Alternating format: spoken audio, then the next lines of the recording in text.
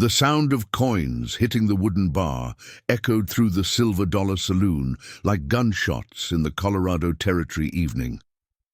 Clara Hartwell pressed her back against the splintered wall outside, her heart hammering so hard she was certain the entire town of Copper Creek could hear it. Through the grimy window, she watched her father's calloused hands count out silver dollars while Ezra Blackwood's yellowed teeth gleamed in what passed for a smile. Before we jump back in, tell us where you're tuning in from.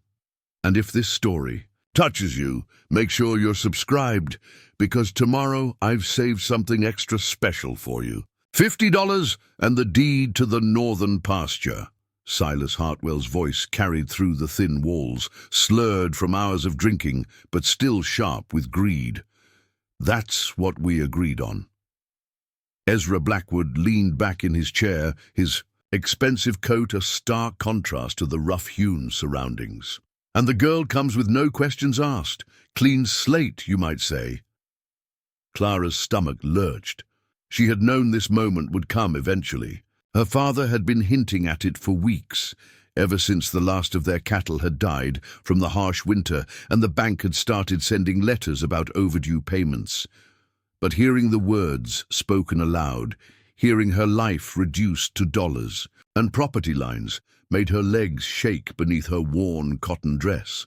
"She's strong," Silas continued, and Clara could hear the practiced salesmanship in his voice, the same tone he used when trading horses or selling grain. "Works hard, don't complain much, got her mother's looks before the consumption took her." The mention of her mother sent a sharp pain through Clara's chest. Mary Hartwell had been dead 3 years now, and Clara often wondered if her mother would have allowed this to happen. But then again, her mother had never been strong enough to stand up to Silas when he was sober, let alone when he was drunk and desperate. "I seen her around town," Ezra said, his voice taking on a different quality that made Clara's skin crawl. "Pretty little thing. How old did you say she was?" 16 come spring, old enough to earn her keep if you take my meaning. Clara squeezed her eyes shut, fighting back the bile that rose in her throat. She had always known her father was cruel, had felt the sting of his belt more times than she could count, but this was something else entirely. This was the final severing of whatever thin thread had connected them as family. The scrape of chairs against the floor told her the transaction was nearly complete. In a few minutes, Ezra Blackwood would walk out of that saloon, expecting to collect his purchase, and Clara would become nothing more than property to be used however he saw fit.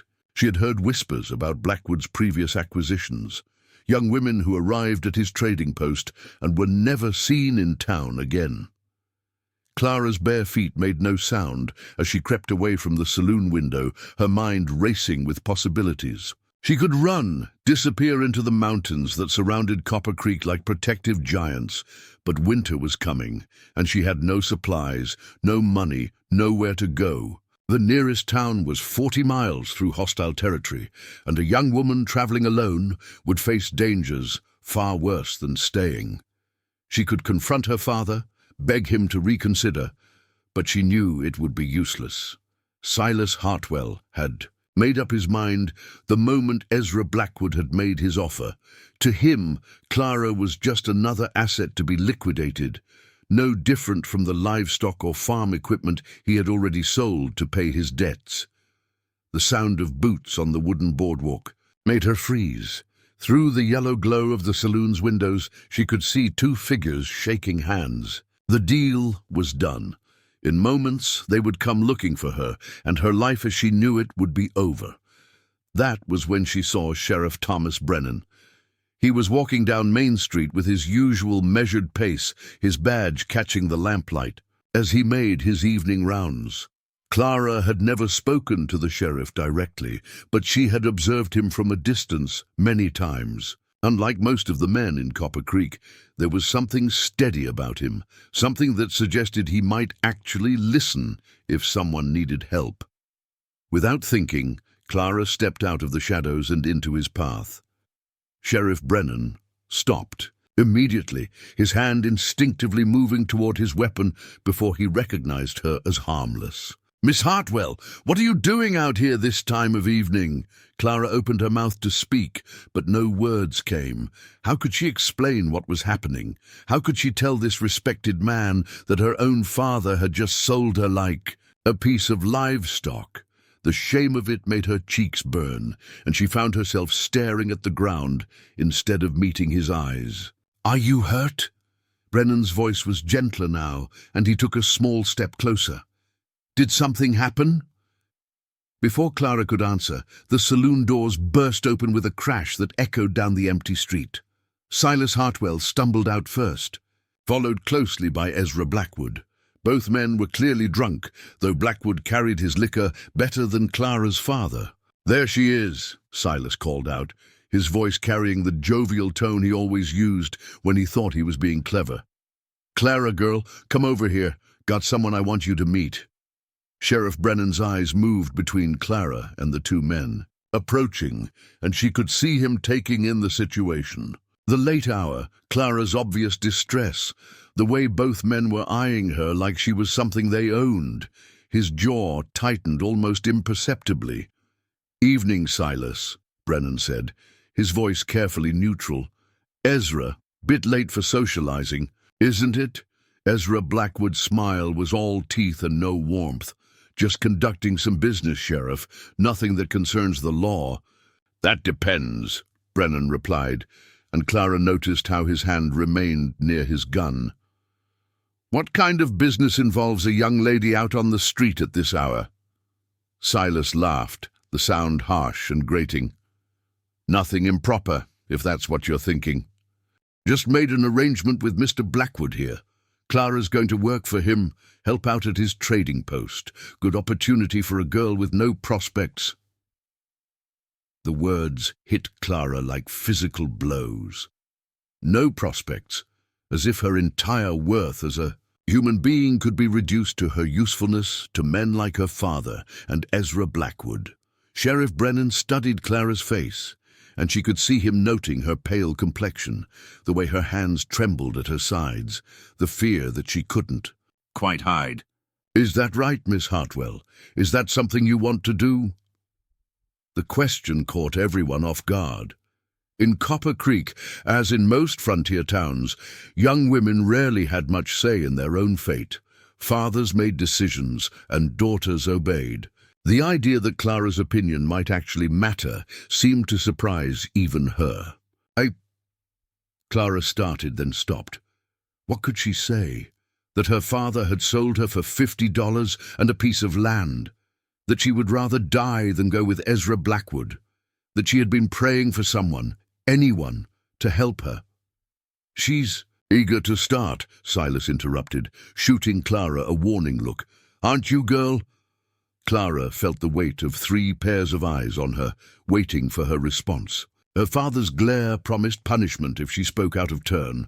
Ezra Blackwood's leer suggested he would enjoy breaking her spirit if she proved difficult.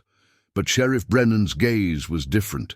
He was actually waiting for her answer, as if her opinion mattered. "No," she whispered, the word barely audible. Then louder, finding strength she didn't know she possessed, "No, I don't want to go." The silence that followed was deafening. Silas's face turned red with rage, while Ezra Blackwood's expression darkened into something ugly and dangerous. But Sheriff Brennan simply nodded, as if her answer was exactly what he had expected.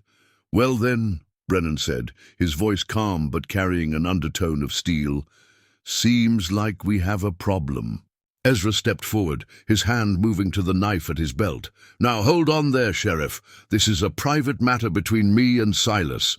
The girl's father has every right to make arrangements for her future." "That's where you're wrong," Brennan replied, and Clara noticed how he shifted his stance, ready for trouble. "In this territory, we have laws about human trafficking. Selling people isn't legal business, no matter how you dress it up." "Trafficking," Silas sputtered. "She's my daughter. I got every right to find her employment." "Employment requires wages and the right to leave," Brennan said. From what I'm hearing, this sounds more like a sale. And last I checked, we fought a war to settle the question of whether people could be bought and sold. Clara's heart hammered in her chest as she watched the confrontation unfold. She had never imagined that someone would stand up for her, let alone someone with the authority to actually do something about her situation. Sheriff Brennan was risking a confrontation with two dangerous men. And for what? For her.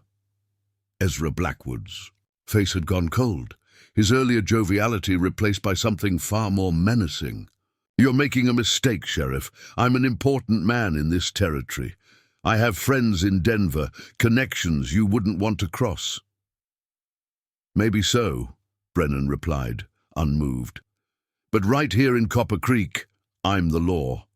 And the law says Miss Hartwell has the right to choose her own path." "The hell she does!" Silas exploded, lurching toward Clara with his hand raised. "She'll do what I tell her to do, or she'll feel the back of my hand." Sheriff Brennan moved faster than Clara would have thought possible for such a large man. His hand shot out and caught Silas's wrist in mid-swing, stopping the blow inches from Clara's face. "Touch her, and you'll be spending the night in my jail," Brennan said, his voice deadly quiet. "And that's assuming you're still conscious when I'm done with you." For a moment, Clara thought her father might actually try to fight the sheriff. Silas was drunk enough and angry enough to do something incredibly stupid, but even through his alcoholic haze, some part of him recognized the danger he was in. Sheriff Brennan was not only larger and stronger, but sober and armed with the full authority of the law. Slowly, Silas lowered his hand. "This ain't over," he muttered. "She's still my daughter. I still got rights." Preparing and narrating this story took us a lot of time, so if you are enjoying it, subscribe to our channel. It means a lot to us. Now back to the story. "You have the right to be a father," Brennan replied, releasing Silas's wrist, "but selling your child forfeits those rights pretty definitively." Ezra Blackwood had been watching the exchange with calculating eyes, and Clara could see him, weighing his options. He was clearly a man accustomed to getting what he wanted, but he was also smart enough to recognize when a situation had turned against him. "This is a misunderstanding," he said finally, his voice smooth as oil. "Perhaps we should discuss this matter when cooler heads prevail. I'll be at the hotel if you want to talk, Sheriff." He turned to leave, then paused and looked back at Clara. The look in his eyes made her blood run cold. It was a promise, a threat, a reminder that this wasn't over. Men like Ezra Blackwood didn't give up easily, especially when they had been publicly humiliated. "I'll remember this," he said quietly, then disappeared into the shadows between the buildings. Silas glared at Clara with pure hatred. "You'll regret this, girl. Mark my words. You'll come crawling back before winter's over, and I won't be so generous next time." He staggered away toward their small house on the outskirts of town, leaving Clara alone with Sheriff Brennan on the empty street. The silence stretched between them, filled with the weight of what had just happened. "Thank you," Clara whispered, the words inadequate for what he had done for her. Brennan studied her face in the lamplight, taking in her worn dress, her thin frame, the years of hardship etched into her young features. "Do you have somewhere safe to go tonight? Family? Friends?" Clara shook her head. Her mother's family lived back east and had cut off contact when she married Silas. There were no friends in Copper Creek who would risk Silas Hartwell's wrath by taking in his runaway daughter. "I can work," she said quickly, afraid he might change his mind about helping her. "I can clean, cook, tend animals. I don't eat much and I can sleep anywhere. I just need—" "You need a safe place to figure out what comes next," Brennan finished for her. He was quiet for a long moment, and Clara could see him thinking through his options. Finally, he nodded, as if coming to a decision. "My wife Martha and I have a spare room at our place. It's not much, but it's warm and safe. You can stay there tonight, and we'll sort out the rest in the morning." Clara stared at him, unable to believe what she was hearing. "I couldn't impose on your family. I have no money to pay you, no way to repay your kindness." "Did I ask for payment?" Brennan's voice was gentle but firm. "Sometimes people need help, Miss Hartwell. And sometimes, if we're lucky, we're in a position to provide it." He gestured down the street toward the residential area where the more prosperous citizens of Copper Creek had built their homes. "Come on. Martha will want to fuss over you, get some food in you. You look like you haven't had a proper meal in weeks." As they walked through the quiet streets, Clara felt as if she was moving through a dream. A few hours ago, she had been property to be traded away to a man who would have used her in ways she didn't want to think about. Now she was walking beside the sheriff toward a warm house where his wife would welcome her.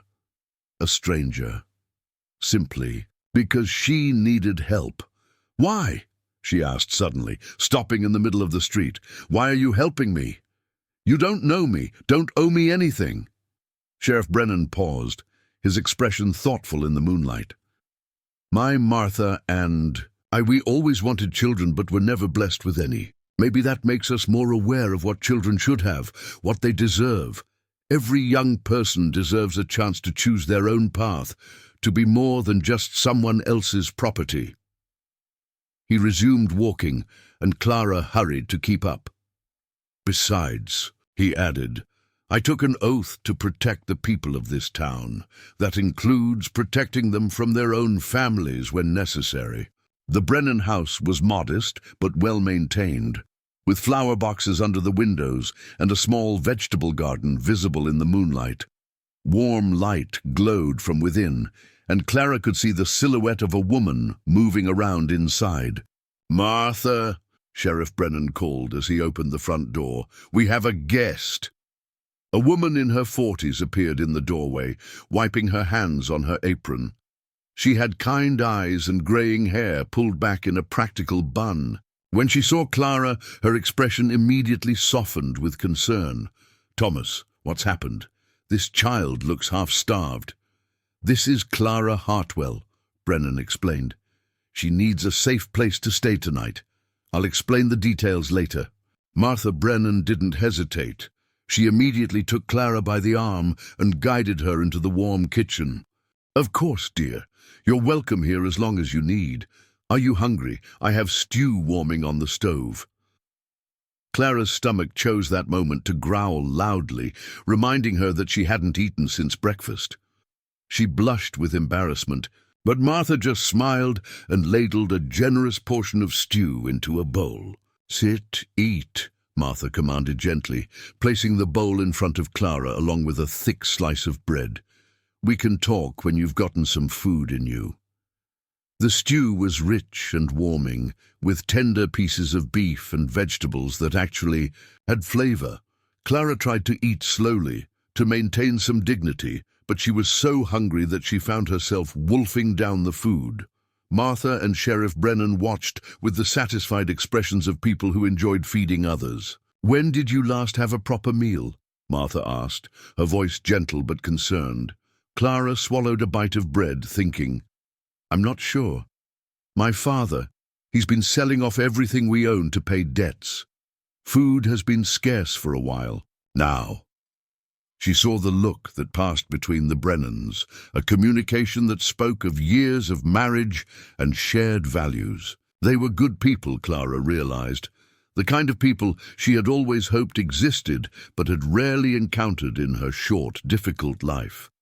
"Well, you're safe now," Martha said firmly. "Thomas will make sure of that."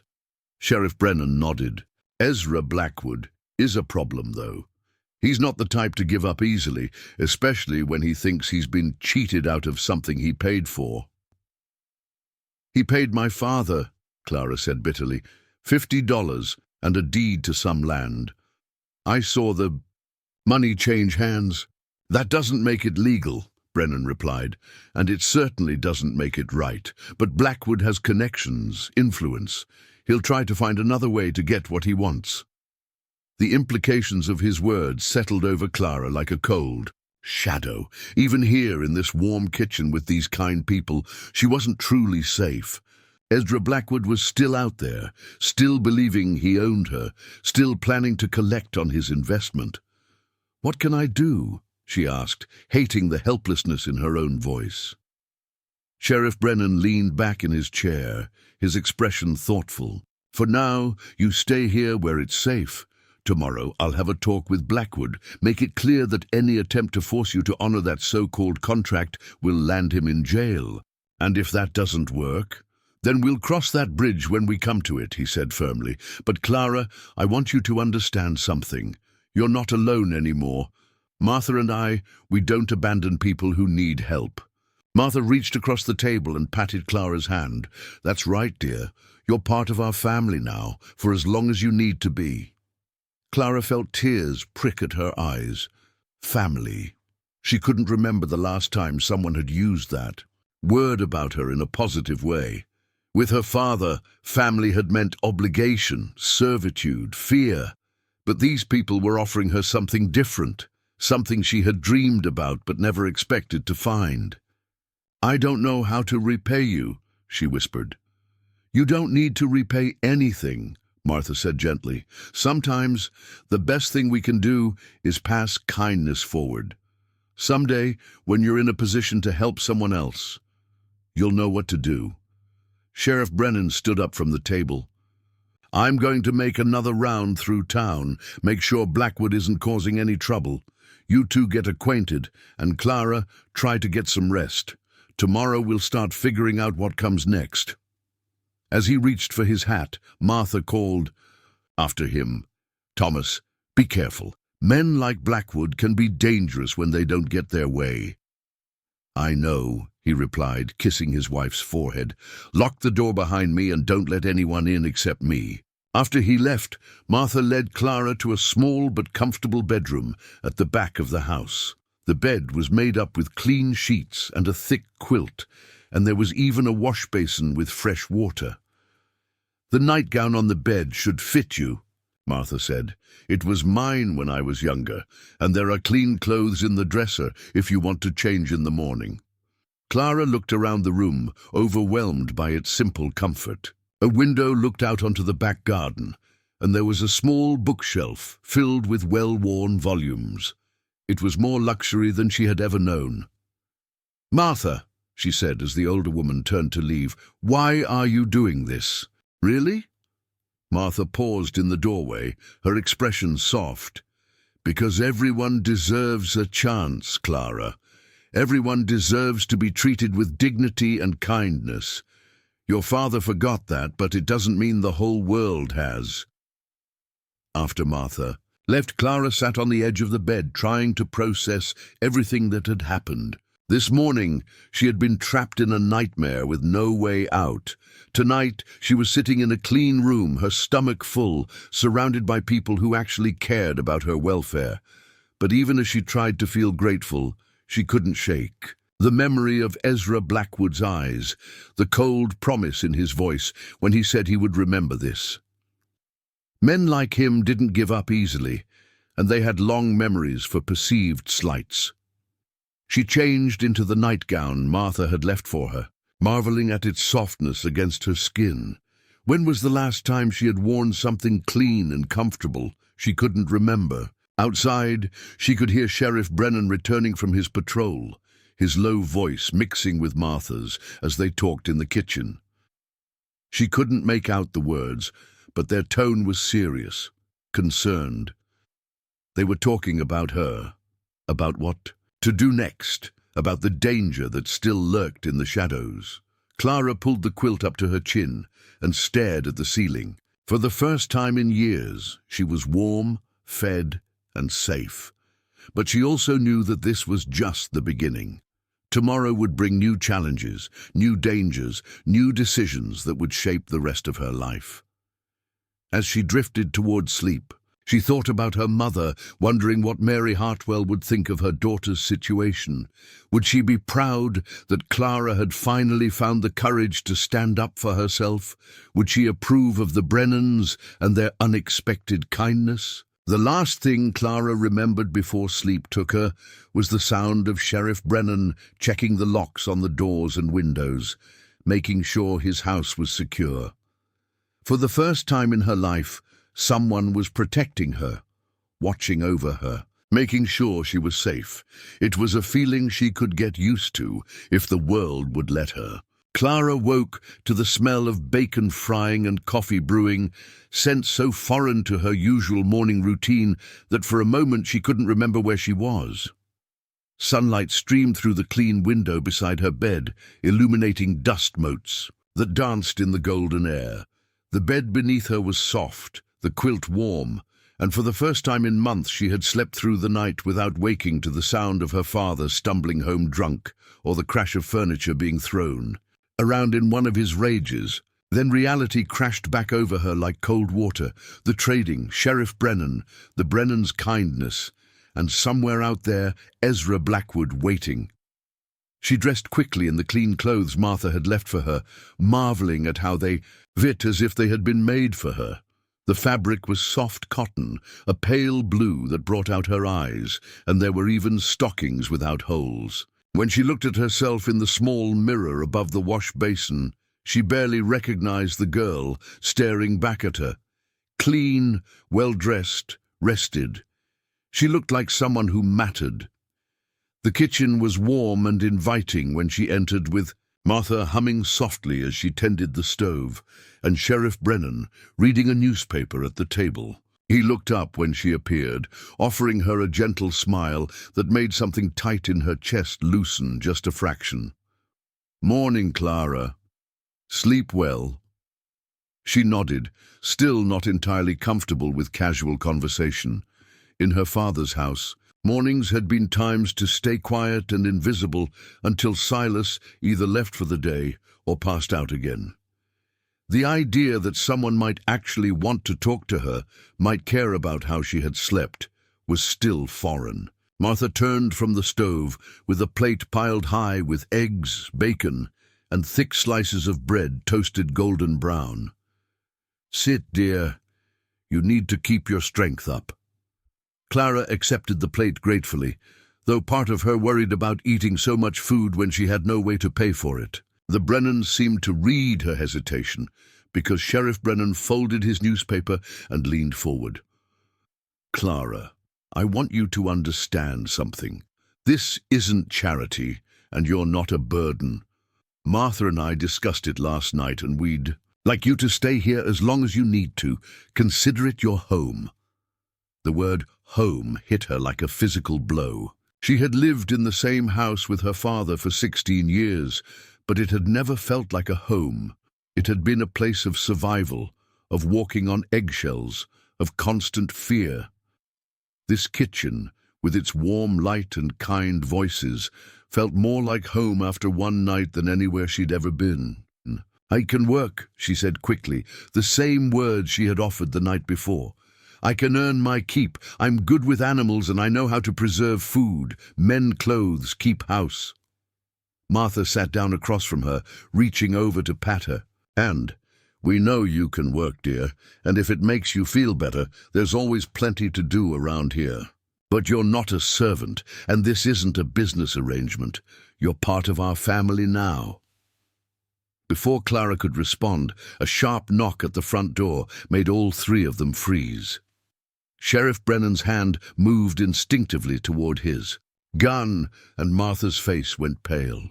In the morning quiet of Copper Creek, unexpected visitors usually meant trouble. "Stay here," Brennan said quietly, rising from his chair. "Both of you."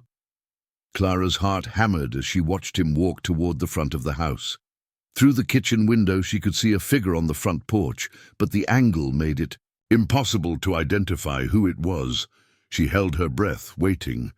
"Doc Fleming?" she heard Sheriff Brennan say, and the relief in his voice was palpable. "Early morning for a house call." Dr. Fleming's voice carried back to the kitchen, gravelly with age and tobacco. "Got some news I thought you should hear. Tom, mind if I come in?" Clara relaxed slightly. She knew Doc Fleming by reputation, a gruff but decent man who had been the town's only doctor for over 20 years. If he was here, it probably meant medical business, not trouble related to her situation. But when the two men entered the kitchen, the expression on Doc Fleming's weathered face told a different story. He nodded politely to Martha and Clara, but his attention quickly focused on Sheriff Brennan. "Tom, I was tending to old Pete Hutchins's broken leg when Ezra Blackwood came by my office around midnight. Said he needed something for pain, claimed he'd hurt his hand in a fall." Sheriff Brennan frowned. "What kind of something?" "Laudanum. Wanted enough to knock out a horse. Said the pain was keeping him awake. Thing is, his hand looked fine. To me, no swelling, no bruising, moved normally when he thought I wasn't watching." The implications of this hit Clara like a sledgehammer. Laudanum was a powerful drug, often used to make people unconscious for surgery, but in the wrong hands, it could be used for far more sinister purposes. "You didn't give it to him, did you?" Martha asked, her voice tight with worry. Doc Fleming shook his head. "Course not. Told him I was out of stock, that he'd have to wait until the next supply shipment. But Tom, I've been doctoring in this territory for a long time, and I know the look of a man planning something ugly." Sheriff Brennan's jaw tightened. Any idea what he might be planning? "Well, word around town is that Blackwood had some kind of business deal fall through last night. Something about property he thought he'd acquired." Doc Fleming's eyes flicked meaningfully toward Clara. "Might be he's looking for another way to collect what he thinks is owed to him." The room fell silent, except for the ticking of the clock. On the mantel, Clara felt ice spreading through her veins as the reality of her situation became clear. Ezra Blackwood hadn't given up. He was actively planning something, and if he had been seeking laudanum, it was probably something that involved taking her by force. "I should leave," Clara said suddenly, standing up from the table. "I'm putting you both in danger by being here. If I go, maybe he'll lose interest." "Absolutely not," Sheriff Brennan said firmly. "You're not going anywhere. Blackwood made his choice when he decided to break the law. Now he gets to deal with the consequences." Martha reached for Clara's hand, squeezing it gently. "Thomas is right, dear. Running away won't solve anything. Men like Blackwood don't give up easily, and a young woman alone on the frontier would be in even more danger." Doc Fleming cleared his throat. "If I might make a suggestion, Tom, maybe it's time to have a more official conversation with Blackwood. Let him know that the territorial authorities are aware of his activities." Sheriff Brennan nodded slowly. "I was thinking the same thing. But first, I want to make sure Clara is protected. Doc, would you mind staying here with the ladies while I go have that conversation?" "Be happy to," Fleming replied. "Been meaning to check on Martha's rheumatism anyway." As Sheriff Brennan prepared to leave, Clara felt panic rising in her chest. What if something happened to him? What if Blackwood was more dangerous than any of them realized? The sheriff was putting himself at risk for her, a girl he barely knew, and the weight of that responsibility felt crushing. "Sheriff Brennan," she called as he reached for his hat. "Be careful, please." He turned back to her, his expression gentling. "I will. And Clara, don't worry. I've been dealing with men like Blackwood for years. He's not as dangerous as he thinks he is." But as Clara watched him walk down the street toward the hotel where Blackwood was staying, she couldn't shake the feeling that something terrible was about to happen.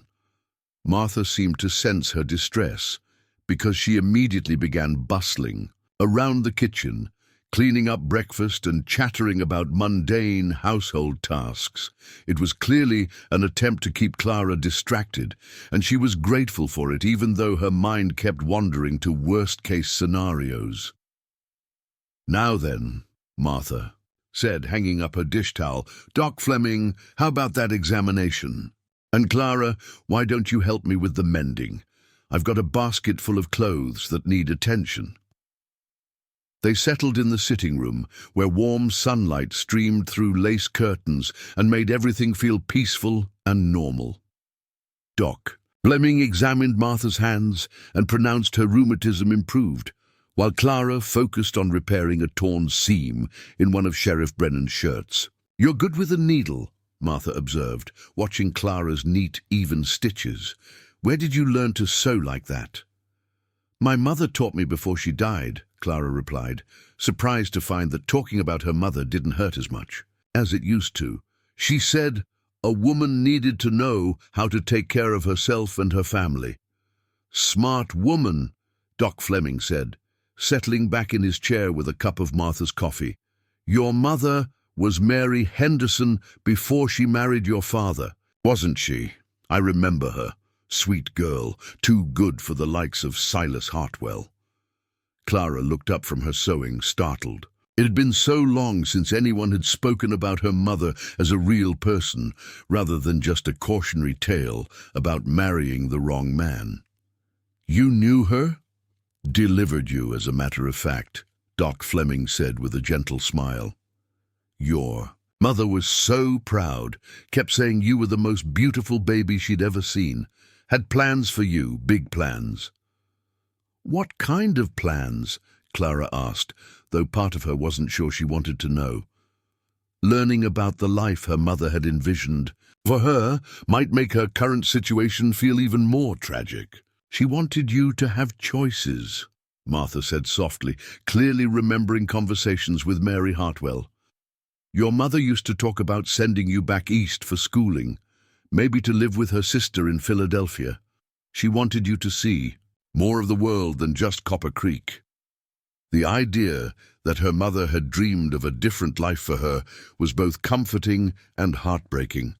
Mary Hartwell had died when Clara was 13, too young to understand the full extent of her father's failures, too young to escape the trap that her life had become. "She would have been proud of you last night," Doc Fleming said firmly. "Standing up to your father, refusing to be traded away like livestock. That took courage." Before Clara could respond, they heard footsteps on the front porch, followed by Sheriff Brennan's voice calling out his return. All three of them tensed until they were certain it was really him and not some trick. When he entered the sitting room, his expression was grim. Clara could tell immediately that his conversation with Blackwood had not gone well. "What happened?" Martha asked, rising from her chair.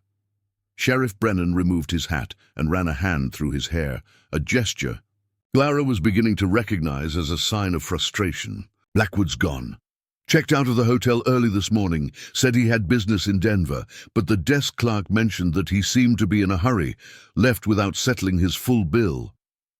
"That doesn't sound like retreat," Doc Fleming observed. "Sounds more like regrouping." "My thoughts exactly," Brennan agreed. "I sent a telegram to the territorial marshal, let him know about Blackwood's activities. But that's not much help if the man has already moved on to easier targets." Clara felt a mixture of relief and continued apprehension. On one hand, Blackwood's departure meant the immediate threat was reduced. On the other hand, she couldn't shake the feeling that a man like him wouldn't give up so easily. "What does this mean for Clara?" Martha asked, voicing the question. They were all thinking. Sheriff Brennan sat down heavily in his chair, suddenly looking older than his years. "It means we wait and see. Maybe Blackwood has decided it's not worth the trouble. Maybe he's planning something else entirely. Either way, Clara stays here, where she's safe." "And my father?" Clara asked quietly. She hadn't seen Silas since the previous night, and part of her worried about what he might do when he discovered she hadn't come home. "Your father is another problem entirely," Brennan replied. "I'll be having a conversation with him today as well. Make it clear that any attempt to force you back under his roof will result in charges being filed." The afternoon passed quietly, with Clara helping Martha with household tasks, while Sheriff Brennan made his rounds through town. There was something soothing about the domestic routine, the simple pleasure of contributing to a household where her efforts were appreciated rather than taken for granted. As they prepared dinner together, Martha began sharing stories about her life with Thomas, how they had met when he was a young deputy and she was teaching school in a neighboring town. Clara found herself fascinated by the idea of a marriage based on mutual respect and affection rather than the bitter resentment she had witnessed between her parents. "Weren't you afraid?" Clara asked as they kneaded bread dough together. "Moving to a frontier town, marrying a lawman, it seems so dangerous." Martha smiled, her hands never pausing in their work. "Of course I was afraid, but Thomas made me feel safe, and I believed in what he was trying to do, building something decent in a place where decent was hard to come by." "Do you ever regret it, not having children of your own?" The question slipped out before Clara could stop herself, and she immediately regretted the personal nature of it. But Martha didn't seem offended. "For a long time, yes," she admitted. "We tried for years, lost 2 babies before they could be born. It nearly broke us both. But then we realized that family doesn't always look the way you expect it to." She glanced meaningfully at Clara. "Sometimes the children who need you most aren't the ones you give birth to. Sometimes they come to you when you least expect it, and you realize that love doesn't require blood relation." The words settled over Clara like a warm blanket, filling spaces in her heart she hadn't even realized were empty. For the first time in her life, she was beginning to understand what it felt like to be truly wanted, not for what she could provide or endure, but simply for who she was. That evening, as they sat around the dinner table, sharing a meal of roast chicken and fresh vegetables from Martha's garden, Clara allowed herself to imagine what it might be like to stay here permanently, to wake up every morning knowing she was safe, to contribute to a household where her efforts mattered, to be part of a family that actually functioned. But even as she entertained these hopeful thoughts, she couldn't entirely dismiss the nagging worry that this was all too good to be true. Good things didn't happen to girls like her, girls whose own fathers saw them as nothing more than bargaining chips. Sooner or later, reality would intrude, and she would be forced back into the harsh world she had always known. As if sensing her thoughts, Sheriff Brennan reached across the table and squeezed her hand gently. "You're safe here, Clara. Whatever happens next, you're not facing it alone." For the first time in years, Clara allowed herself to believe that might actually be true. Later that night, as Clara prepared for bed in her borrowed room, she heard voices from the kitchen below. Sheriff Brennan and Martha were discussing something in low, serious tones, and although she couldn't make out the words, the urgency in their voices made her stomach clench with anxiety. She crept to the top of the stairs, staying in the shadows, but positioning herself where she could hear their conversation. "I don't like it, Thomas," Martha was saying. "Blackwood leaving town so suddenly, and now Silas hasn't been seen since yesterday. It feels like they're planning something." "I know," Sheriff Brennan replied, his voice heavy with concern. "I've got Jim watching the house tonight, and I'll be making extra rounds. But Martha, if something does happen, I need you to promise me you'll take Clara and get to Doc Fleming's place. His office has that back room where you can lock yourselves in." "What aren't you telling me?" Martha asked, and Clara could hear the fear beneath her carefully controlled tone. There was a long pause before Sheriff Brennan answered. "I stopped by the Silver Dollar tonight, talked to some of the regulars. Seems Silas has been drinking heavily since yesterday, telling anyone who'll listen that his daughter has been stolen from him. He's working himself up to something, and drunk men make stupid decisions." Clara's blood ran cold. She knew her father's patterns, knew how his anger built and festered when he felt he had been wronged. And in his twisted mind, her escape was definitely a wrong that needed to be corrected. "And there's something else," Sheriff Brennan continued. "Pete Morrison saw someone matching Blackwood's description about 5 miles outside town today, but going north instead of south toward Denver. If it was him, he's not as gone as he wants us to think. The implications hit Clara like a sledgehammer. Blackwood and her father working together. The thought of those two men combining their resources and their grievances made her feel sick with terror. She crept back to her room as quietly as possible, but sleep was impossible. Every sound outside made her tense. Every creak of the house settling made her wonder if someone was trying to break in. She lay in the darkness, clutching the quilt around her and trying to convince herself that Sheriff Brennan would protect her, that the Brennans' house was safe. But deep down, she knew that safety was an illusion. Men like Blackwood and Silas Hartwell didn't give up easily, and they certainly didn't let legal niceties stand in their way when they wanted something. Whatever they were planning, it was coming soon, and Clara could only hope that when it did, the people who had chosen to protect her would be strong enough to stand against it. As the hours passed and dawn approached, Clara made a decision that would have seemed impossible just days before. Whatever happened next, she wouldn't run. She wouldn't abandon the first real family she had ever known, wouldn't let her presence put them in danger without fighting back. For the first time in her life, she had something worth protecting, and she was prepared to do whatever it took to keep it safe. The morning brought unexpected visitors in the form of Mrs. Adelaide Crenshaw and her daughter Priscilla, two of Copper Creek's most prominent society ladies. Clara watched from the kitchen window as they approached the house, their elaborate dresses and carefully arranged hair marking them as women who had never known a day of real hardship. Martha sighed as she recognized their visitors. "Gossips," she muttered under her breath, then straightened her apron and put on a polite smile. "I suppose we'd better see what they want." Clara felt her stomach tighten with anxiety.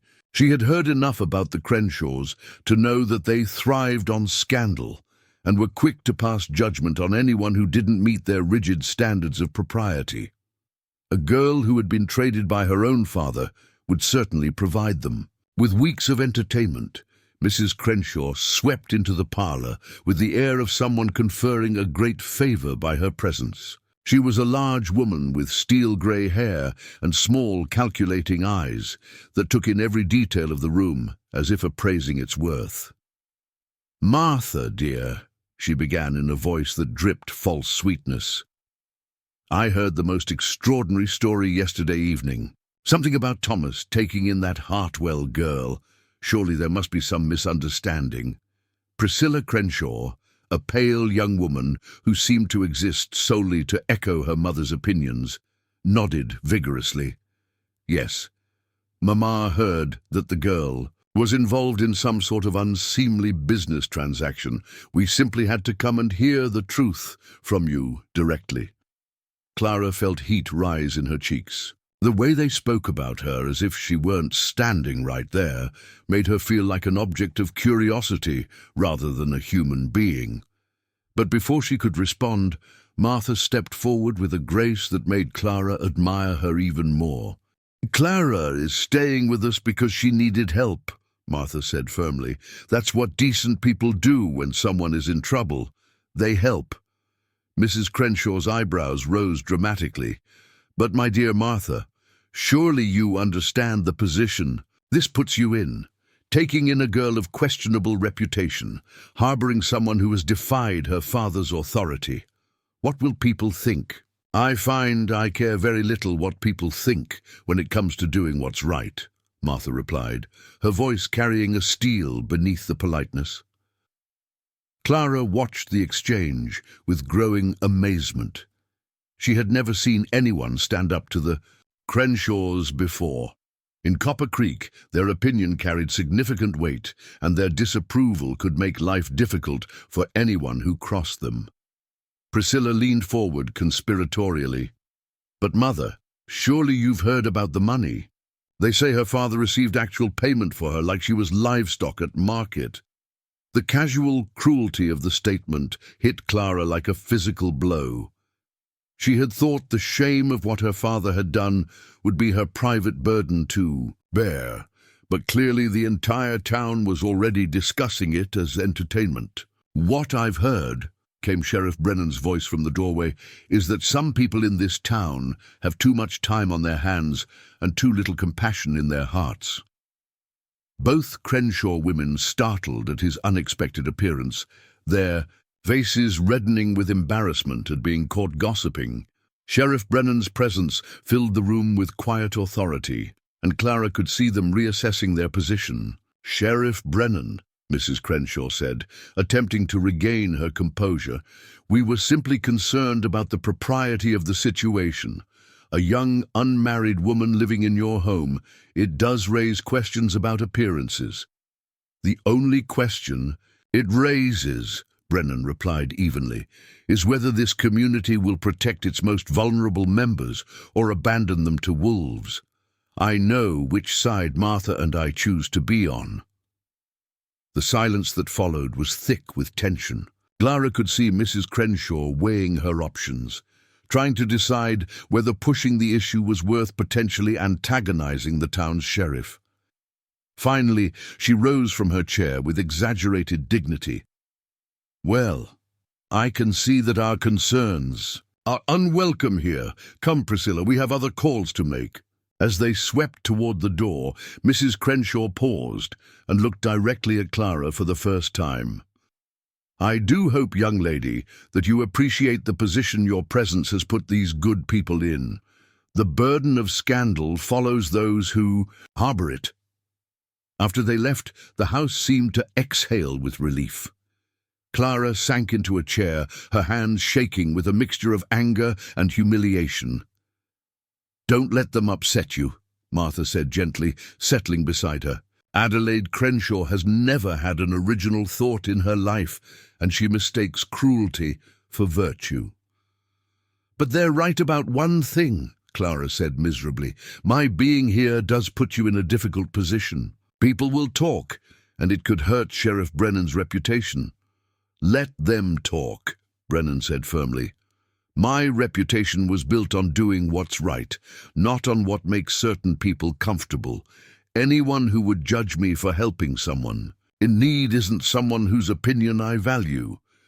His words were meant to be comforting, but Clara couldn't shake the feeling that she was becoming a liability to the people who had shown her nothing but kindness. The Crenshaws represented a significant portion of Copper Creek's social structure, and their disapproval could make life difficult in ways both obvious and subtle. The rest of the morning passed quietly, with Clara helping Martha with household tasks while Sheriff Brennan attended to his duties in town. But the peaceful routine was shattered just after lunch when young Billy Morrison came running up to the house, his face flushed with excitement and fear. "Sheriff Brennan!" he called breathlessly.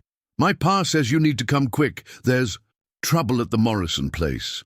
Sheriff Brennan appeared immediately, his hand already moving toward his gun. "What kind of trouble, Billy?"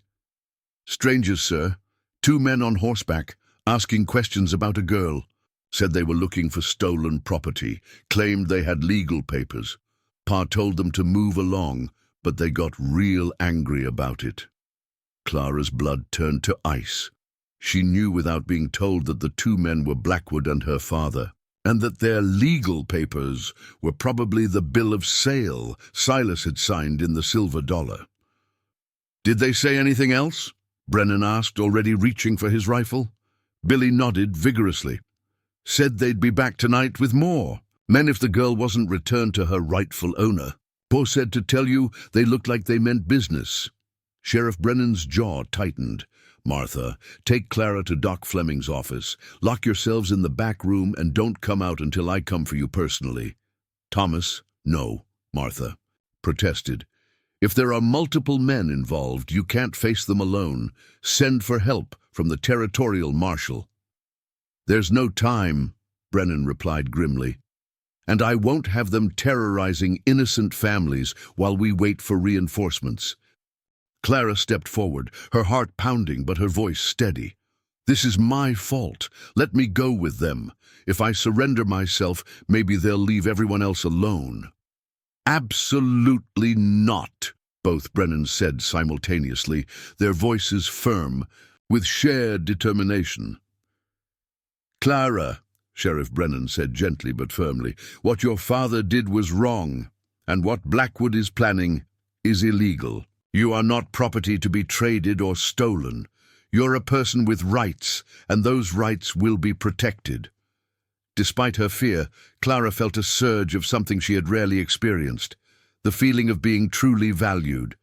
These people were willing to put themselves in danger to protect her, not because they owed her anything, but because they believed she mattered. "What can I do to help?" she asked. "You can stay safe," Martha said, taking her hand. "That's the most important thing you can do right now." But as they prepared to leave for Doc Fleming's office, Clara made a decision that surprised even herself. She had spent her entire life being acted upon rather than acting, being moved around like a piece on someone else's chessboard. But the Brennans had shown her that she had value, that her choices mattered, and she was determined to prove worthy of their faith in her. When Martha went to gather some supplies for their stay at the doctor's office, Clara slipped into Sheriff Brennan's study. She had seen him cleaning a small pistol there the night before, and she knew that if the confrontation went badly, she might need a way to protect herself and Martha. The gun was heavier than she had expected, but her father had taught her to shoot when she was younger, back when he still occasionally remembered that she was his daughter rather than his burden. Her hands shook as she checked to make sure it was loaded, then tucked it into the deep pocket of her dress. Doc Fleming's office occupied the ground floor of his house, with a small apartment upstairs where he lived alone. The back room Martha had mentioned was actually his surgical suite, windowless and secure, designed to keep patients safe during procedures. "This is quite irregular," Doc Fleming muttered as he showed them into the room. "But I suppose these are irregular times. There's water in that pitcher, and I'll bring you some food later." As the hours passed, Clara and Martha sat in the dim room, listening to the sounds of the town beyond the walls. Martha attempted to keep the conversation light, sharing stories about her teaching days and asking Clara about her dreams for the future. "I never really thought about the future before," Clara admitted. "It always seemed like something that happened to other people, people who had choices." "And now?" Martha asked gently. Clara considered the question seriously. "Now I think maybe I do have choices.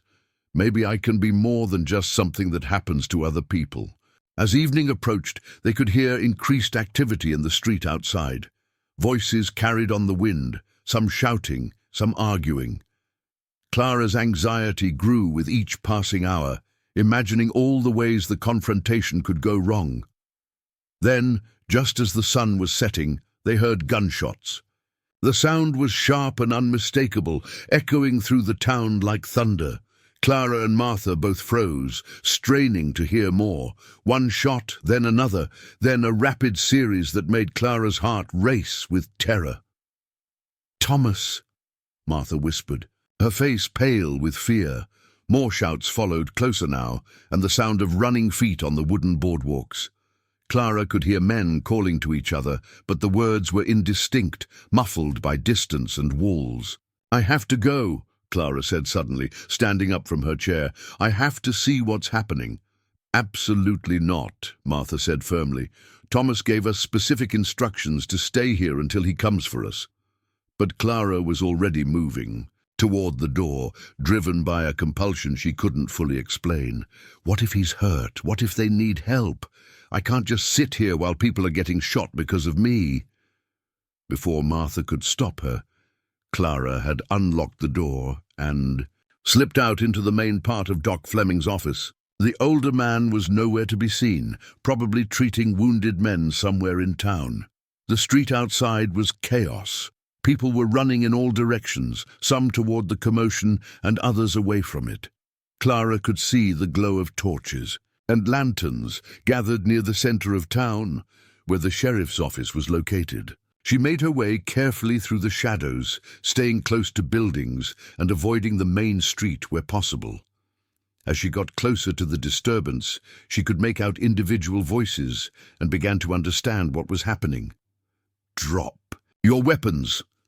That was Sheriff Brennan's voice, strong and commanding despite the obvious tension in the situation. "You're harboring stolen property, Sheriff." The response came in a voice Clara recognized as Ezra Blackwood's. "That girl belongs to me by legal right, and I mean to collect what's mine." "The only thing that belongs to you is a jail cell," Brennan replied. "Now drop your guns before someone gets hurt."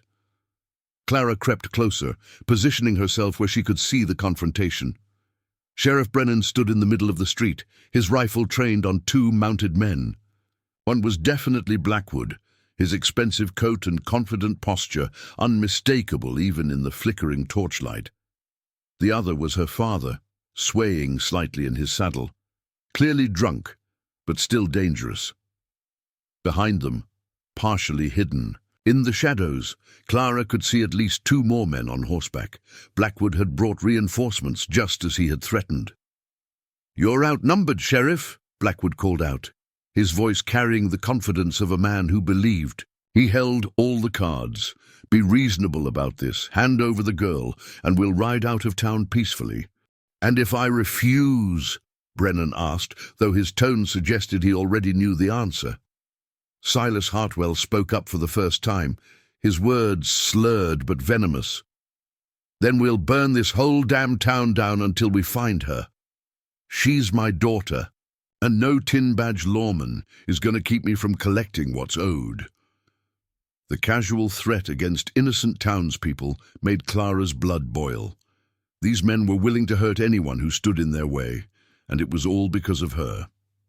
She thought about the Morrisons, who had already been threatened simply for refusing to give information. She thought about Doc Fleming, Martha, all the decent people of Copper Creek who would suffer if this escalated further. That was when she made her decision. Clara stepped out of the shadows and into the circle of torchlight, her hands raised to show she was unarmed. The sudden appearance of the person they were all fighting over brought the confrontation to a temporary halt. "I'm here," she called out, her voice steady despite the terror coursing through her veins.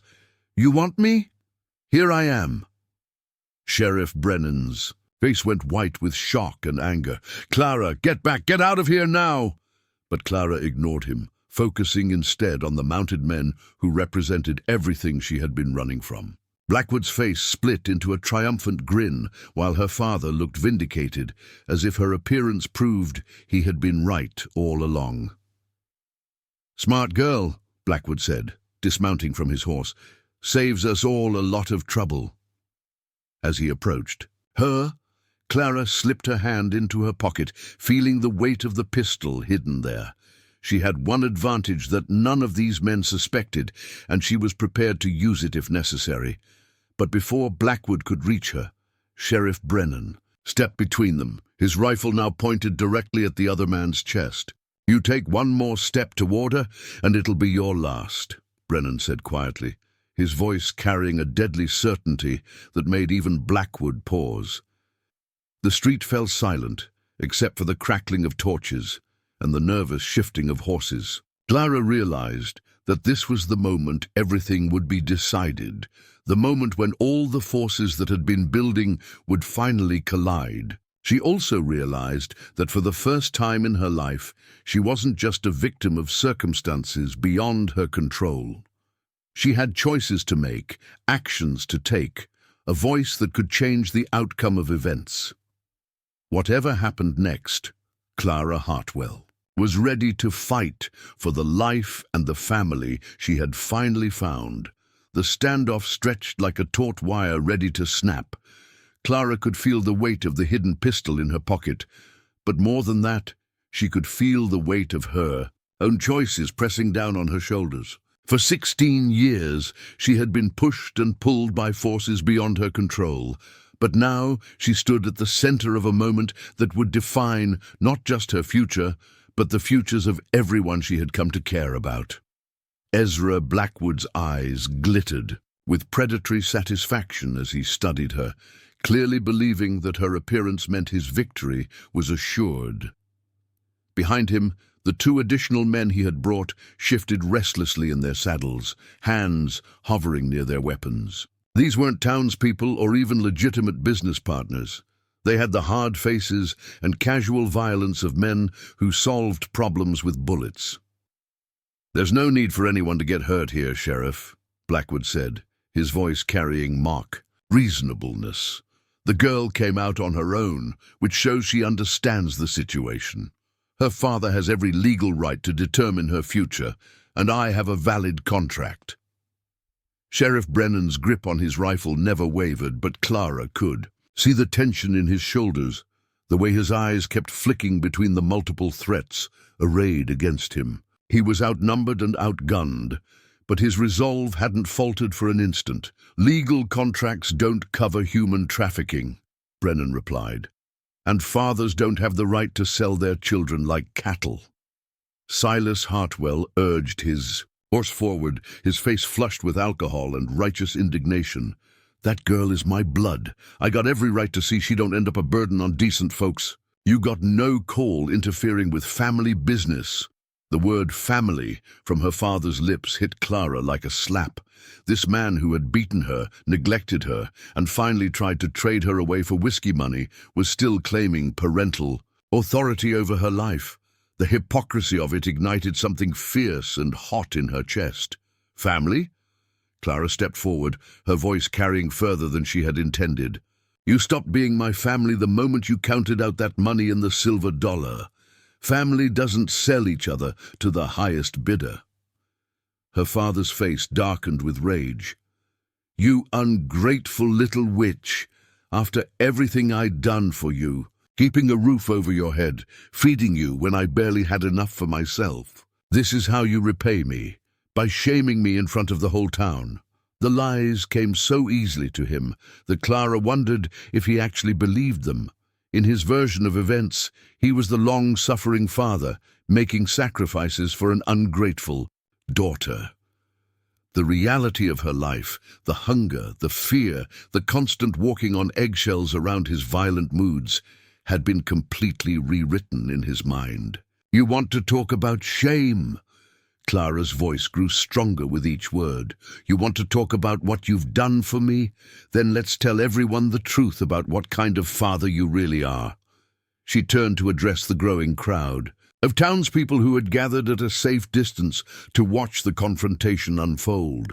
Their faces showed a mixture of curiosity, concern, and fear, but she could see that they were listening.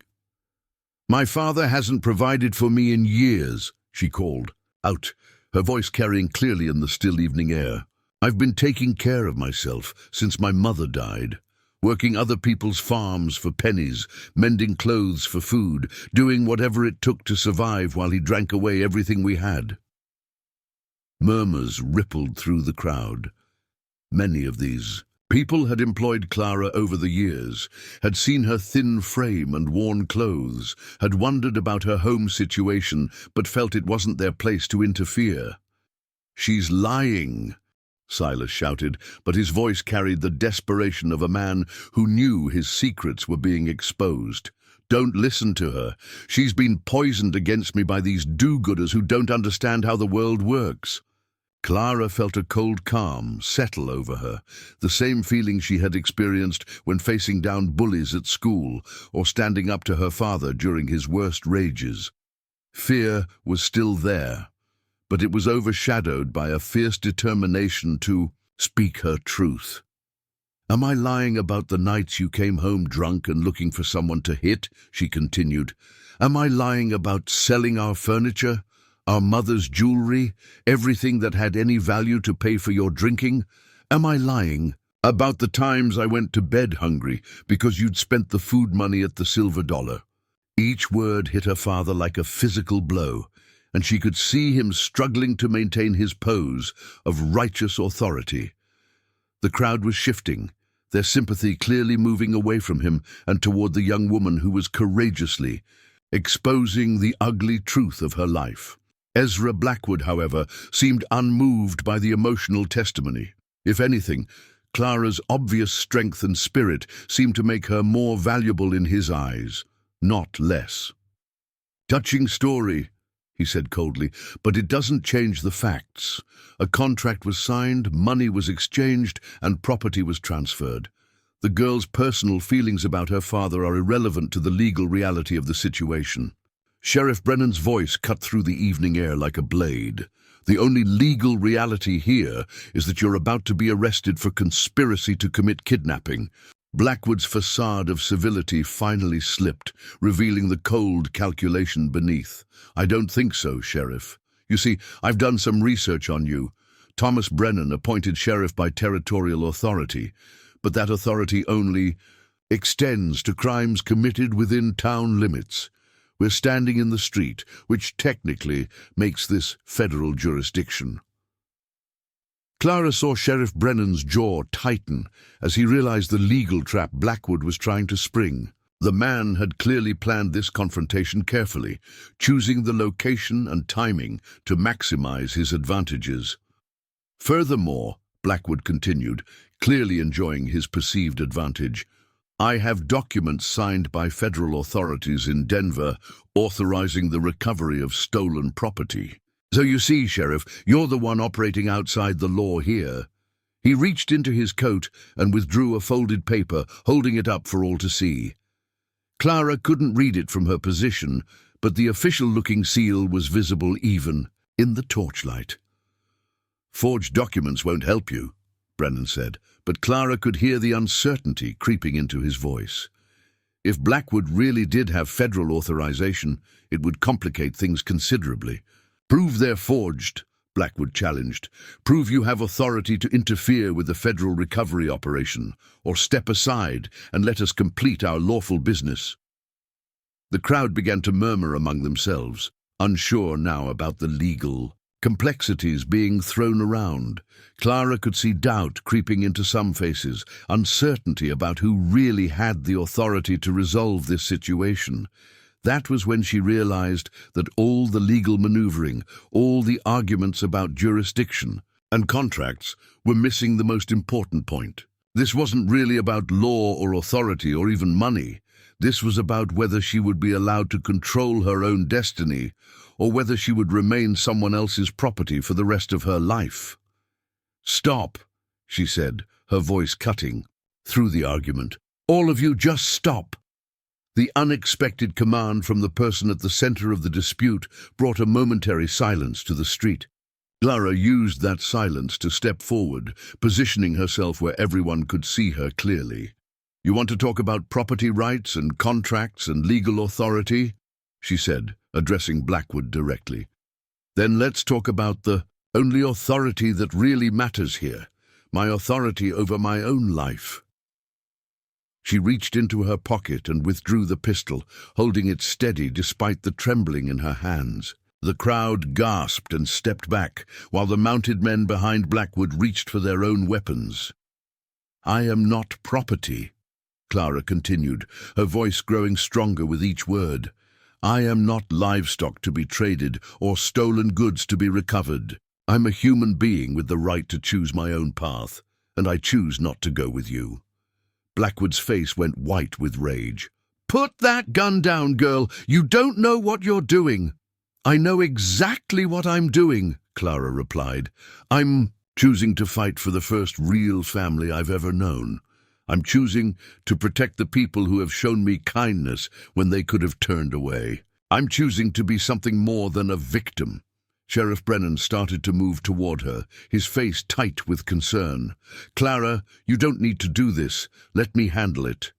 "No," she said firmly, though she never took her eyes off Blackwood. "You've already done more for me than anyone ever has, but this is my choice to make, my life to fight for."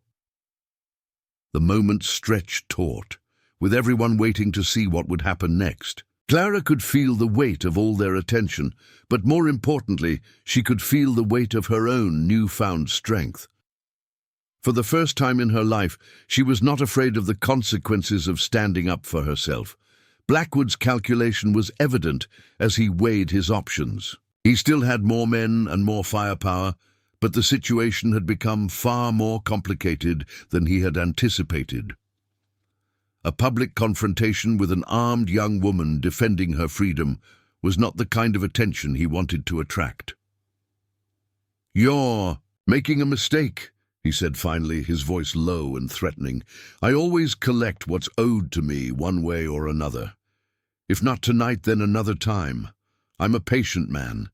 "Then you'll be waiting a long time," Clara replied, "because I'm not going anywhere with you now or ever." That was when her father made his move. Whether driven by desperation, alcohol, or simple rage at being defied by his daughter, Silas Hartwell spurred his horse forward with a roar of fury. "Enough of this nonsense. You'll do what you're told, or I'll beat some sense into you." He reached down from his saddle, trying to grab Clara's arm, but she was ready for him. Years of dodging his drunken swings had taught her to read his movements, and she stepped aside just as his hand swept through the space where she had been standing. The sudden movement caused his horse to shy and stumble, throwing Silas off balance. He toppled from the saddle with a crash that sent his gun skittering across the dirt street. The fall seemed to break whatever restraint had been holding the situation together. Blackwood's men went for their weapons. Sheriff Brennan swung his rifle toward the nearest threat, and several townspeople screamed and ran for cover.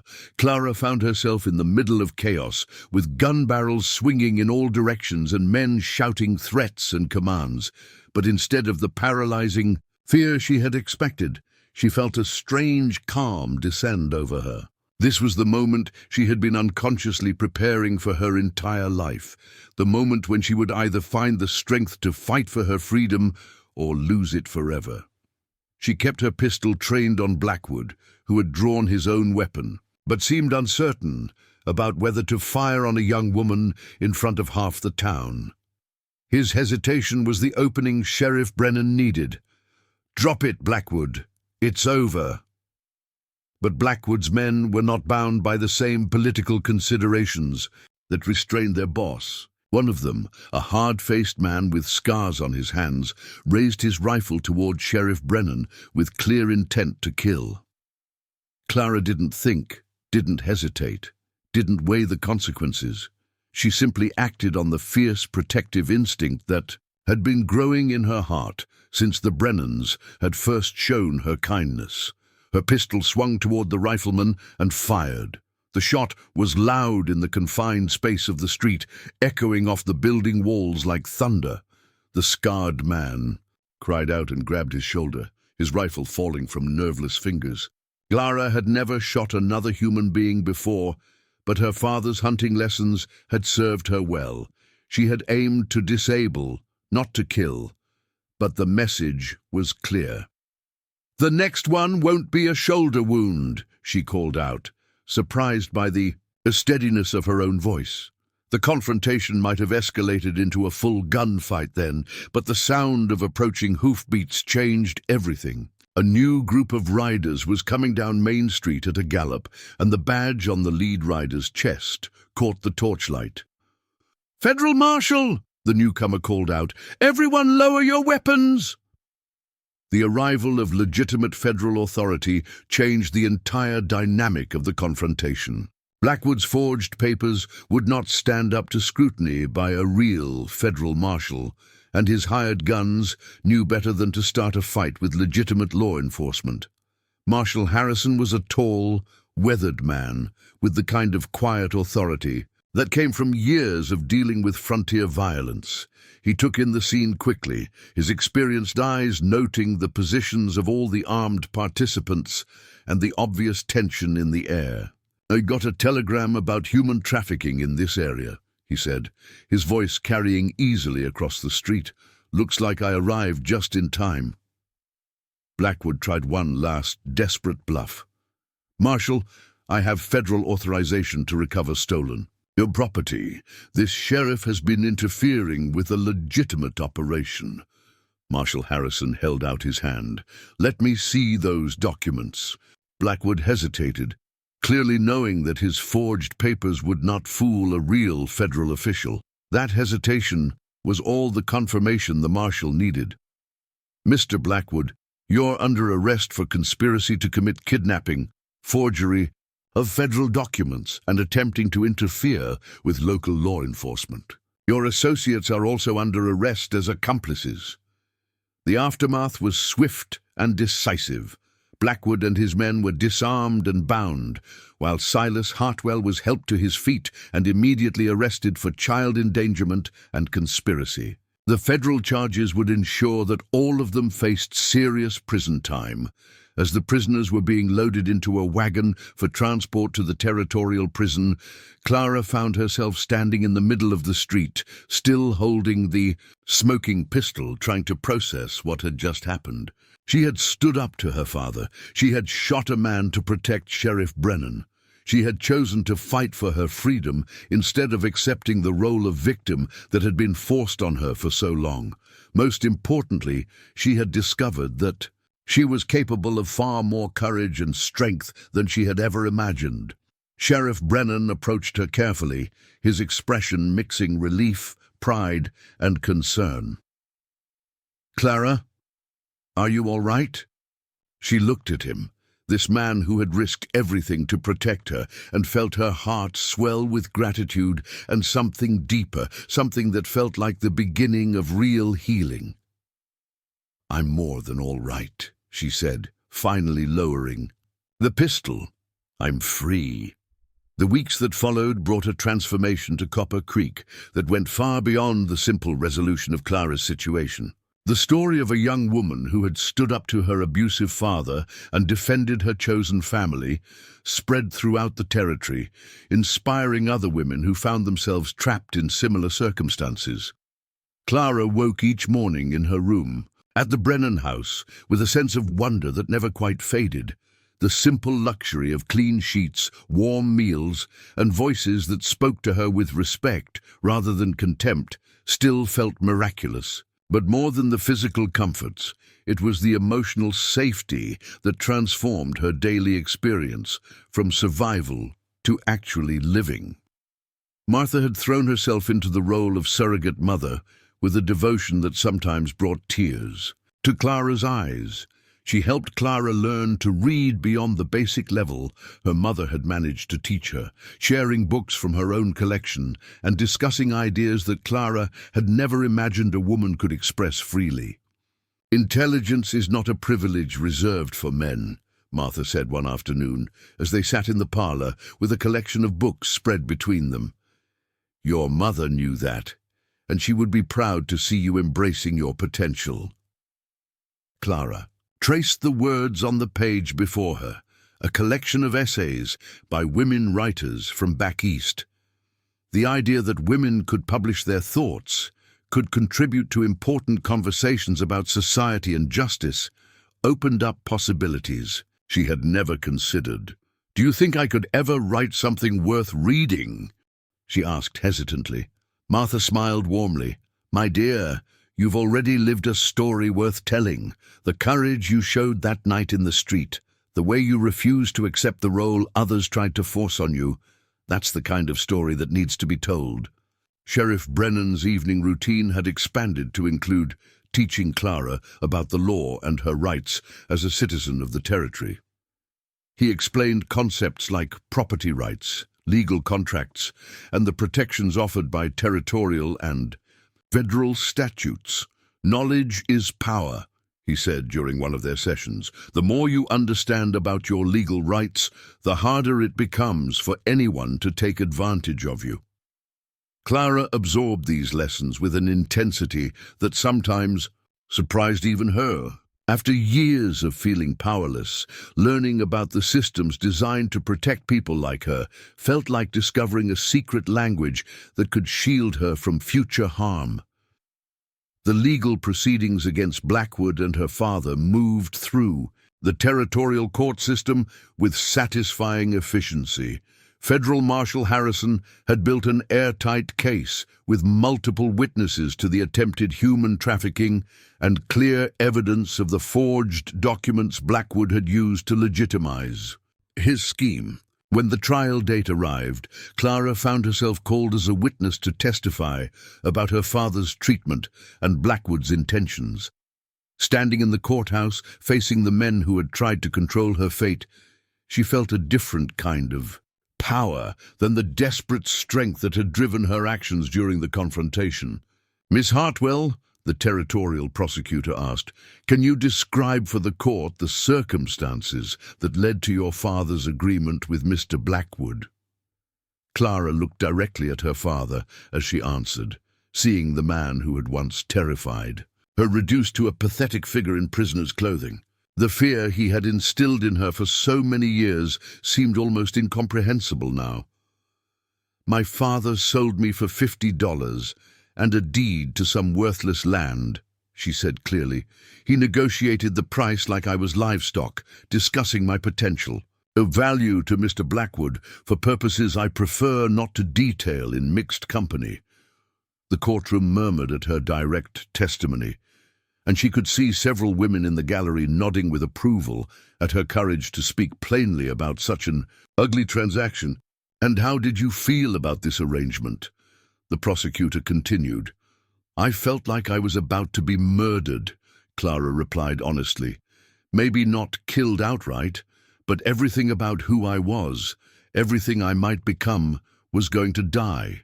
I would have become just another possession in Mr. Blackwood's collection." The Who.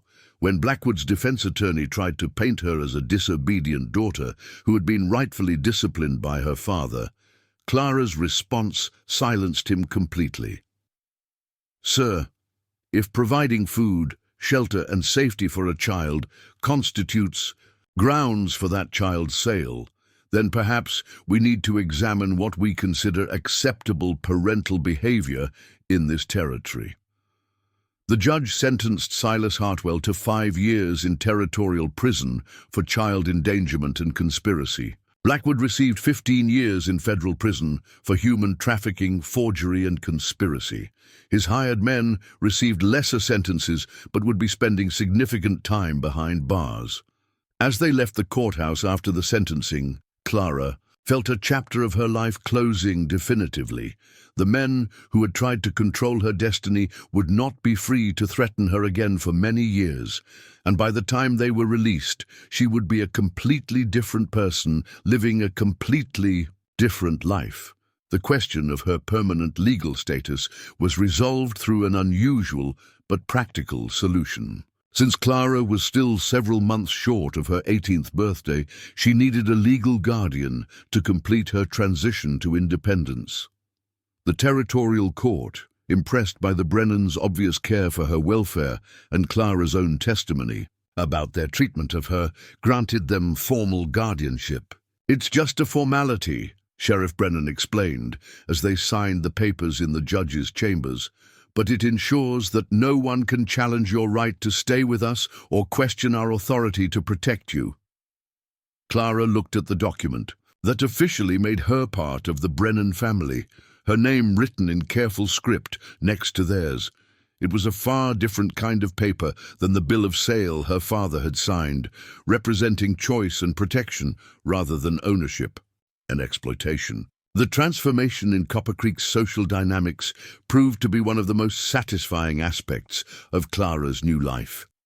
Mrs. Adelaide Crenshaw and her daughter, who had initially condemned the Brennans for harboring a girl of questionable reputation, found themselves increasingly isolated as the community rallied around Clara's courage. The story of how she had stood up to armed men to protect her chosen family had elevated her to something approaching local hero status. Women who had previously been afraid to speak out about their own difficult circumstances began seeking her advice and support. "I never thought I'd see the day when Adelaide Crenshaw would cross the street to avoid someone," Martha observed with amusement as they watched the town's former social arbiter hurry away rather than encounter Clara at the general store. "She's afraid that courage might be contagious," Clara replied, with a smile that would have been impossible for the frightened girl who had first appeared on their doorstep. Dr. Fleming became a regular visitor to the Brennan house, drawn not only by friendship, but by his fascination with Clara's recovery from what he privately considered severe emotional trauma. He had seen other young people damaged by abuse and neglect, and few had shown Clara's resilience and capacity for growth. "The human spirit's ability to heal never ceases to amaze me," he told Martha during one of his visits.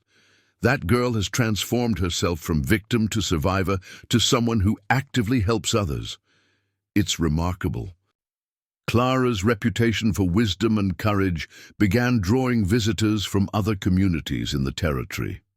Young women facing difficult family situations, wives dealing with abusive husbands, even mothers worried about their daughters' futures, would make the journey to Copper Creek specifically to seek her counsel. She found herself uniquely qualified to help these women because she understood their fear and helplessness from personal experience. But she also possessed something many of them lacked: proof that change was possible. "The hardest part," she told a young woman whose father was threatening to force her into an unwanted marriage, "is believing you deserve better. Once you truly believe that, everything else becomes a matter of planning and courage." These conversations often took place in the Brennan parlor, with Martha providing tea and quiet support, while Clara shared the hard-won wisdom of someone who had successfully fought for her freedom. Sheriff Brennan occasionally joined these discussions when legal advice was needed, explaining rights and protections that many frontier women didn't know existed. The success stories began accumulating.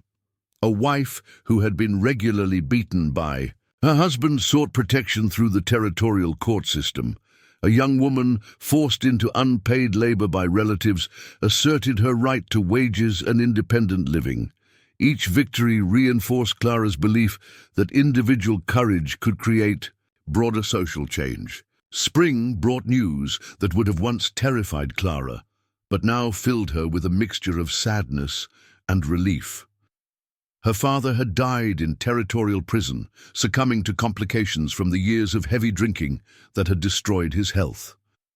The notification came through official channels, delivered by a territorial administrator who seemed surprised by Clara's calm reaction to the news. "I'm sorry for your loss, Miss Hartwell," the administrator said formally. Clara considered the condolence carefully before responding. "Thank you, but I lost my father years ago, long before he went to prison. The man who died was just someone who shared my name." That evening, as she sat with the Brennans discussing the news, Clara found herself reflecting on the complex emotions surrounding her father's death. There was grief, but it was grief for the father she had needed him to be rather than the man he had actually become. "Do you regret what happened?" Martha asked gently. "The confrontation, the trial, everything that led to his imprisonment." Clara thought about the question seriously, considering all the ways events might have unfolded differently. "I regret that he couldn't find a way to be better," she said finally. "I regret that he chose alcohol and anger over his own child. But I don't regret fighting for my freedom, and I don't regret finding my real family." The first anniversary of Clara's arrival at the Brennan house was marked by a community celebration that surprised everyone involved.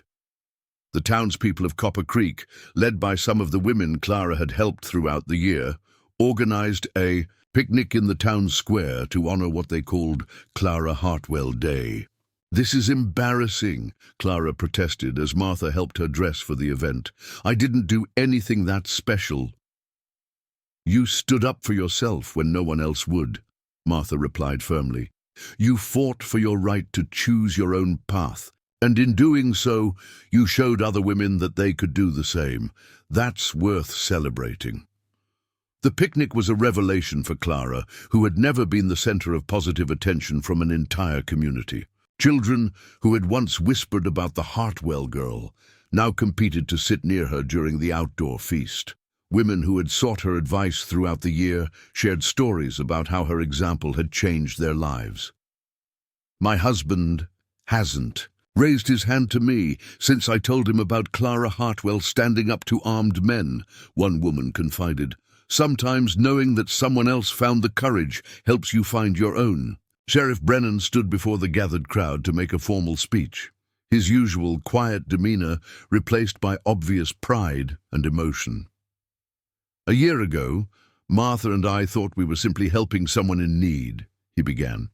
"We had no idea we were welcoming someone who would help transform our entire community.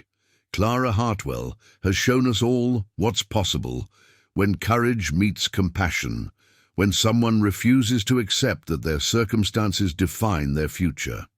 The applause that followed was warm and genuine, but Clara found herself most moved by the simple fact that these people saw her as someone worth celebrating. The frightened girl who had once hidden outside the Silver Dollar, listening to her father negotiate her sale, would never have imagined becoming someone who inspired others. As autumn arrived, Clara began making plans that extended beyond copper. Greek.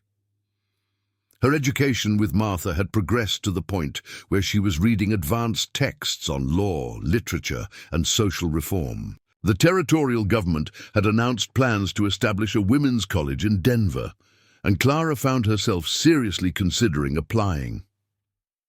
"It would mean leaving you," she said to Martha as they discussed the possibility. "I don't know if I'm ready for that." Martha smiled with the mixture of pride and sadness that characterizes all good parents watching their children prepare to leave home. The whole point of raising children, biological or chosen, is to prepare them for independence. If we've done our job right, you won't need us anymore. "I'll always need you," Clara replied quickly, "just not in the same way." Sheriff Brennan supported the idea of Clara's further education with characteristic pragmatism. "The territory needs women with your combination of intelligence and moral courage," he said. "There are legal reforms needed, social changes that require someone who understands injustice from personal experience. The application process for the Denver Women's College required essays about the applicant's background and aspirations. Clara found herself writing honestly about her experiences for the first time, creating a narrative that traced her journey from victim to survivor to advocate. "My father sold me for $50 and a deed to worthless land," she wrote in her personal statement. "That transaction taught me that some people view others as property to be disposed of for convenience or profit. But my experience with the family who chose to protect me taught me that human dignity is not determined by the circumstances of our birth or the failures of those who should have protected us." The acceptance letter arrived on a cold December morning, bringing with it an offer of full scholarship and a personal note from the college's dean, expressing excitement about Clara's potential contributions to their program. "Miss Hartwell," the dean had written, "your essay was one of the most compelling testimonies to human resilience we have ever received. We believe you represent exactly the kind of woman leader our territory needs." As Clara prepared for her departure to Denver the following spring, she found herself reflecting on the unexpected path her life had taken. The terrified girl who had been traded away like livestock had become a young woman, preparing to study law so she could fight for others facing similar circumstances. The Brennan house had given her more than shelter and safety. It had given her the space to discover who she could become when fear no longer dominated her daily existence. More importantly, it had shown her what family could look like when built on love and choice, rather than blood and obligation. "You know you'll always have a home here," Martha said, as they packed Clara's belongings for the journey to Denver. "No matter how far you travel or what you accomplish, this will always be where you belong." Clara looked around the room that had been her sanctuary for nearly 2 years, at the books that had opened new worlds for her, at the window that looked out onto the garden where she had learned to feel safe. But more than the physical space, She was taking with her the knowledge that she was loved unconditionally, that she had value beyond her usefulness to others, that she possessed the strength to shape her own destiny. "I'm not leaving home," she said, embracing Martha with fierce gratitude. "I'm carrying it with me." The morning of her departure, much of Copper Creek turned out to see Clara off on the stage to Denver. Sheriff Brennan loaded her trunk onto the coach, while Martha fussed over her traveling clothes, and Dr. Fleming pressed a medical kit into her hands, just in case. As the stage pulled away from the town that had become her refuge and launching point, Clara looked back at the Brennan house one last time. She could see Martha and Sheriff Brennan standing in their doorway, waving until the coach rounded the bend and took them from sight. But Clara wasn't sad. For the first time in her life, she was moving towards something she wanted, rather than running from something she feared. The girl who had once been traded for whiskey money was now a young woman with scholarships and aspirations, with a family who loved her and a community that believed in her potential. The future stretched before her like an open road, full of possibilities she was finally free to choose. Up next, you've got 2 more standout stories right on your screen. If this one hit the mark, you won't want to pass these up. Just click and check them out.